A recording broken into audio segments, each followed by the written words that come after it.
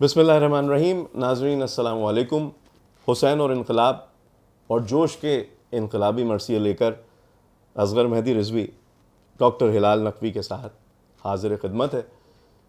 ناظرین، پچھلے پروگرام میں تذکرہ کیا حسین اور انقلاب اور اس کے پس منظر پر.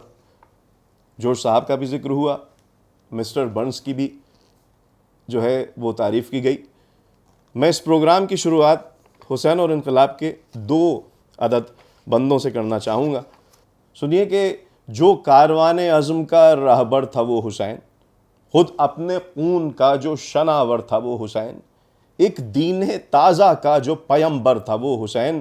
بھائی جو کربلا کا داور محشر تھا وہ حسین، جس کی نظر پر شیوہ حق کا مدار تھا، جو روح انقلاب کا پروردگار تھا. اب اس روح انقلاب کو جوڑنے کے لیے اپنے دور کے حالات کے ساتھ جوش کہتے ہیں کہ مجروح پھر ہے عدل و مساوات کا شعار. اس 20ویں صدی میں ہے پھر طرفہ انتشار، پھر نائب یزید ہیں دنیا کے شہریار. بھائی یہ دنیا 20ویں صدی کی نہیں 21ویں صدی کی بھی ہے. پھر کربلائے نو سے ہے نوئے بشر دوچار. اے زندگی جلال شہ مشرقین دے، اس تازہ کربلا کو بھی عزم حسین دے. پھر وہی کردار کی بات آ رہی ہے ڈاکٹر صاحب، اور اس میں یقین کیجئے یہ کہنا چاہوں گا کہ ہم ابھی صرف جوش اور انقلاب کی بات کر رہے ہیں، مگر ہر مرثیے میں، جسے جوش مسدس کہتے ہیں، مگر ہر مرثیے میں یہ روش زندہ رہی ہے. آگ دنیا میں لگی ہے آگ پانی یا حسین. تو جوش کے انقلابی مرثیے میں عرفانی اور رسائی کلام ڈاکٹر ہلال نقوی نے تحقیق اور تدوین کر کے شائع کی. یہ کتاب ایک طرح سے جوش کے انقلابی نظریات کو ظاہر کرتی ہے. اس میں جو مرثیے شامل ہیں ان کو میں آپ کو بتلا دیتا ہوں. آواز حق 1920 میں لکھا گیا، حسین اور انقلاب 1941، موجد و مفکر 57، آگ 1959، وحدت انسانی، عظمت انسان، موت محمد و آل محمد کی نظر میں، ارتقاء خاک اور پانی. تو یہ کتاب ڈاکٹر صاحب بہت بہترین کتاب ہے، میں اکثر سے پڑھتا رہتا ہوں. اس کو آپ کو جمع کرنے اور شائع کرنے کا خیال کیسے ذہن میں آیا؟ ایک پوری تاریخ ہے اس کی جناب اصغر مہدی صاحب. بہت سے آپ نے سوال ہی ایسا کر لیا کہ جو بہت پھیلاؤ چاہتا ہے، لیکن وقت کی کمی ہے. میں بات سمیٹ کے کہوں گا. میں طالب علمی کے زمانے میں جوش صاحب کے پاس جایا کرتا تھا. ایک کراچی میں سراج الدولہ کالج بالکل پرائیویٹ تھا، جس کو راجہ صاحب محمود آباد نے قائم کیا تھا، بالکل فیڈرل ایریا میں. جوش صاحب اس کے عقب میں چند فلانگ کے فاصلے پہ رہتے تھے.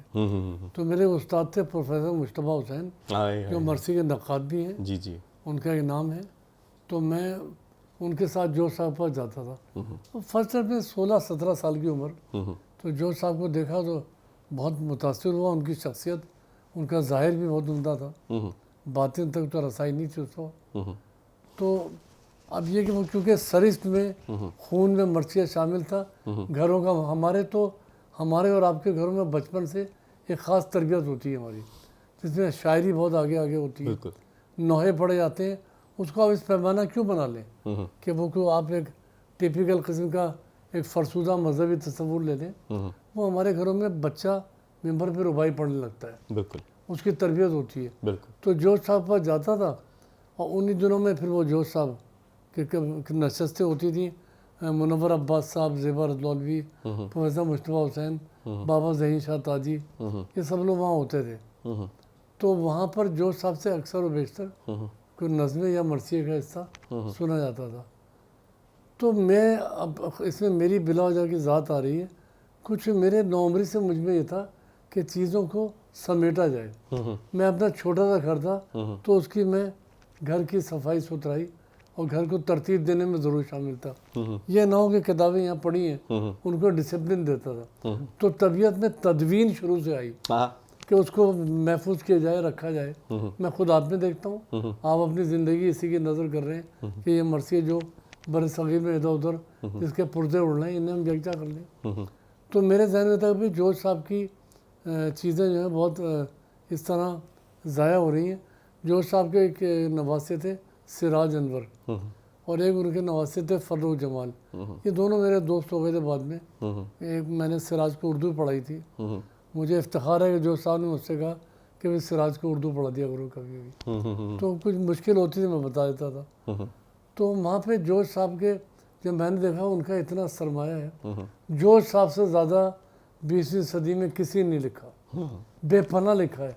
حرف آخر ان کی غیر مطبوعہ نظم ہے جس کے 20,000 سے زیادہ اشعار ہیں. وہ نظم اب بھی غیر مطبوعہ ہے. کبھی وہ 20,000 کہتے ہیں, 25,000. مجھ سے انٹرویو میں انہوں نے کہا کہ 25,000, لیکن افکار کے مدیر صاحبہ لکھنوی نے خود افکار میں لکھا ہے کہ یہ 25-30,000 اشعار کی نظم ہے جو اب تک غیر مطبوعہ ہے. کچھ حصہ میں نے اس کا جگہ شائع کیا. تو جورج صاحب کا یہ پھیلاؤ دیکھ کر, ان کے مضامین دیکھ کر, ان کے جہاں ان کے مکان تھا اس کے اوپر کے حصے میں ایک کمرے میں سب چیزیں پڑی رہتی تھی, اور میں نے اس کو برباد ہوتے ہوئے دیکھا. اور میں ان کے نواسوں سے کہتا بھائی کچھ کرو اس کے لیے. تو کوئی خاص اس کی احتیاط نہیں تھی. ایک ٹین کا بکسا سا ہوتا تھا, اس میں جورج صاحب کے نوادرات, ان کی تحریریں ایسی پڑی ہوتی تھی کہ کوئی اٹھائے اور ردی والے کو دے دے. تو میں نے اس کے تحفظ کے لیے ہمیشہ میرے دل میں ایک شمع روشن تھی. اور جب ذرا میں آگے بڑھا اور میں نے MA پاس کیا سب کچھ, تو میں شروع سے یہ کام کرتا تھا. بہت نوعمری میں جورج صاحب پہ میں نے کام شروع کیا. اور میرا مرثیے کے علاوہ میرا مرغوب موضوع جورج صاحب ہے, اور اس میں زیادہ تر یہ بات ہے کہ ان کی تحریروں کو محفوظ کیا جائے. ابھی آپ دیکھیے انتقادیات جوش میری کتاب آئی, یا یادوں کی بارات بھی ہے, اس کے موضوعات کچھ ہوں, لیکن میرے ذہن میں تھا اس کا بڑا سرمایہ ضائع ہو رہا ہے. اس کے فٹ نوٹ لکھے جائیں, تدوین کیے جائے. تو جورج صاحب کے, اب جب آپ نے مرثیے کا سوال کیا, 1980 میں جورج صاحب کے مرثیوں کی ایک کتاب ضمیر اختر نقوی صاحب نے ایڈٹ کی اور شائع کی. ٹھیک ہے, وہ ابتدائی کام تھا, وہ مرثیے پہ کام کرتے تھے, اور انہوں نے ایک کتاب جوش میں آبادی کے مرثیے شائع کی. اسی وقت میرا ماتھا ٹھنکا تھا کہ بھئی یہ, اور اس میں لکھا ہے اس میں جورج صاحب کی اجازت شامل ہے. جورج صاحب اس کتاب کی اشاعت کے 2 سال بعد سن 82 میں ان کا انتقال ہوا ہے. اسی وقت میں نے دیکھ لیا تھا, ضمیر اختر نقوی صاحب سے میری نشست و برخاست تھی, اور میں نے دیکھ لیا تھا کہ یہ کتاب کی ترتیب صحیح نہیں ہے. یہ کوئی ایسی بات نہیں ہے, انوکھی بات. انیس کے مرثیے آج تک صحت کے ساتھ سامنے نہیں آئے. صحیح کہہ رہے ہیں. اور انیس کہاں 1874 میں انتقال ہوا. بالکل. اور دیکھیے ہم کس طرح میں بیٹھے ہیں. بالکل. آپ بھی اس میں مبتلا ہیں, ڈاکٹر تقی عابدی بھی مبتلا ہیں, تمثال ہیں وہاں پہ وہ بھی ہیں. تمام لوگ جو امریکہ سے پاکستان تک سب پھیلاؤ ہے لوگوں کا, وہ سب اسی ادھیڑ بن میں ہے کہ ان مرثیوں کو ہم کہیں سنبھال لیں. ڈاکٹر نیر مسعود کا کام شامل ہے, ڈاکٹر صفدر حسین کا کام شامل ہے. بالکل. اور وہ آج تک جو ہے وہ بالکل منتظر ہے کہ لوگوں تک جورج صاحب کا تازہ کام تھا. بالکل. میں نے پھر اس میں یہ کیا, جب ان کی کتاب آ گئی تو میں نے نہ اس پہ کوئی تنقید یا کوئی اعتراض نہیں. اس کے کافی عرصے بعد, کہاں 80 اور کہاں یہ کتاب تو بہت بعد میں آئی ہے. پھر میں نے مرثیوں پہ اصغر میری صاحب یہ کام شروع کیا. جورج صاحب کے کیسٹس کیا مصرع پڑھا انہوں نے. اس میری خوش قسمتی ہے کہ 1971 میں جب انہوں نے مرثیہ پانی پڑھا تو اس کی پیشخانی میں نے کی تھی. اچھا. اور میں نے اس جورج صاحب سے پہلے ایک سلام پڑھا تھا. وہ ہمارے دوست ہیں, ان کے پاس ریکارڈ محمدی ٹیپ بینک ہے, ان کے پاس وہ ہادی عسکری, ان کے پاس محفوظ بھی ہے وہ. میرا سلام. تو جورج صاحب کے لیے میں بے چین تھا کہ ان کے مرثیوں کو کسی طرح شائع کر دیا جائے. تو میں نے تھوڑی محنت کی, اور ایک ایک مصرے کو میں نے دیکھا کیسے پڑھتے تھے, کیا تھا. جورج صاحب اپنے مصرے بدل لیا کرتے تھے. بالکل. یہ ان کے یہاں بہت تھا. وہ اپنے مرثیوں کو, چھپے ہوئے مرثیوں کو دیکھ لیتے تھے. ایک وہ لفظ استعمال کرتے تھے, مطلب منور عباس صاحب نے پوچھا کہ جو صاحب مرثیہ کس منزل میں ہے, تو وہ کہتے تھے چوتھی گھٹائی ہو رہی ہے. یہ ان کے یہاں ہوتا تھا. تو عرض کرنے کا مطلب یہ تھا کہ پھر یہ اتنے تمام سفر طے کر کے پھر میں نے بہت چھان بین کے بعد اس کتاب کو شائع کیا, اور پوری اہتمام سے. جورج صاحب کا دیگر عرفانی اور رسائی کلام بھی اس میں شامل کیا. میں زیادہ اپنا قصیدہ تو نہیں پڑھنا چاہتا, لیکن ایک بات جانتا ہوں, سیکنڈ ایڈیشن میں کچھ لوگوں کی اس میں آرا شامل ہے. اس میں افتخار عارف صاحب نے تو یہ تک کہا ہے کہ بھائی اس کے بعد تم کسی کام میں کیا ضرورت ہے، جو صاحب پہ اتنا بڑا کام سامنے آ گیا. ایک بات نیگر مسعود صاحب نے کہا کہ میں نے بہت چھانا اس کتاب کو کہ جو صاحب مفرس زبان فارسی زیادہ آدمی ہیں کہ اس کا پروف پڑھنا آسان نہیں ہے، تو کہتے ہیں پوری کتاب میں ایک مصرع ہے جہاں پہ مجھے شک ہوا تو وہ اس کا قافیہ غلط کیونکہ وہ چھپا غلط تھا. تو مطلب اس طرح میں نے محنت سے کام کیا اور پس منظر بتایا یہ کب پڑھا، کس طرح آیا، نظمیں کیسے آئیں. تو جوش کے انقلابی مرثیے کا نام دے کے اس کو شائع کیا. اور پھر دوسری بات اصغر صاحب اس پر میں خود بہت بول سکتا ہوں، لیکن اتنا نہیں بول رہا کہ بتاؤں کہ کیا کیا منزلیں طے کی ہیں اور کیسے کام کیا ہے. لیکن آج تک قیامت یہ ہے کہ انیس و دبیر کے مرثیے ایڈٹ نہیں ہوئے. بالکل نہیں. دبیر کے مرثیے جس خستہ حال میں تھے، جب میں 1980 میں لکھنؤ گیا تو مرزا دبیر صاحب کے پرپوتے صادق صاحب سے میں نے دیکھا تو مجھے رنج ہوا. یعنی میرے خیال میں آبدیدہ ہو گیا کہ جہاں دبیر کی قبر کا کوئی پرسان حال نہیں تھا وہاں ان کے مرثی بھی. اب یہ ہے کہ دفتر ماتم کی کئی جلدیں ہیں. ہمارے دوست ہیں علی کرار نقوی صاحب، ان کے پاس دبیر کی سب جلدیں ہیں. عالم یہ کہ آپ ایک جلد کا ایک صفحہ لیجئے اور اٹھائیے تو صرف وہ پھٹا ہوا ساتھ ساتھ آئے گا. یہ کتاب کا عالم ہے. میں نے دفتر دبیر ایک ایڈٹ کی تھی. خیر جو صاحب کے موضوع سے نہیں ہٹنا چاہیے. وہ کتاب میری نظر سے گزری ہے. جو صاحب تو اصغر مہدی صاحب تازہ آدمی ہیں، ہمارے دور کے آدمی ہیں. اتنا مرثیہ آپ کا، آپ جس کے لیے فروغ مرثیہ انٹرنیشنل سے کام کر رہے ہیں، اتنا مرثیے کی بربادی ہے. میرے خیال میں اردو کے کوئی صنف اتنی غریب نہیں ہے. بالکل صحیح کہہ رہے ہیں. میں کہتا ہوں امام حسین مظلوم ہے تو مرثیہ بھی مظلوم ہے. ہاں اچھا، اس بات کو میں ایک اور زاویے سے اگر کہوں تو میرے خیال میں آپ یہ شعر سنیے، انسان کو بیدار تو ہو لینے دو، ہر قوم پکارے گی ہمارے حسین. تو مرثیے کا حال بھی یہی ہے، نہ انسان بیدار ہوتا ہے، نہ وہ مرثیہ سنتا ہے، نہ امام حسین کو اپنا رہنما تسلیم کرتا ہے، نہ مرثیے کو اپناتا ہے. مرثیے کا تو حال بہت برا ہے اصغر علی صاحب. آپ کے کسی پروگرام میں اس پہ گفتگو کریں گے کہ مرثیے کی بیچارگی کیا ہے.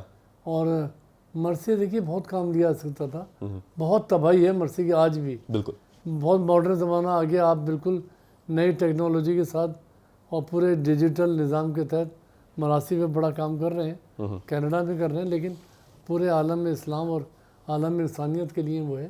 دیکھیے وہ تو میں یہ کہہ رہا تھا کہ جوش صاحب کی مرثی جو ہے یہ تو ایک محدود کام تھا ایک شاعر کا. لیکن میں یہ کہتا ہوں ہمارا کیا ہے، انیس کے مرثی آئے، اب پھر ایک موقع پیدا ہوا، اس نے نہیں یہ صحیح نہیں ہے، پھر اس نے کام کیا. مسعود حسن رضوی ادیب نے زندگی اس کی نظر کر دی. پھر مسیح الزما کہہ رہے ہیں نہیں یہ ہے. ڈاکٹر احسن فاروق کا وہ فلاں اس میں مصرے رہ گئے. پھر نیگر مسعود کام کرنے لگے. ڈاکٹر صفدر حسین جلدیں لے کے آ گئے.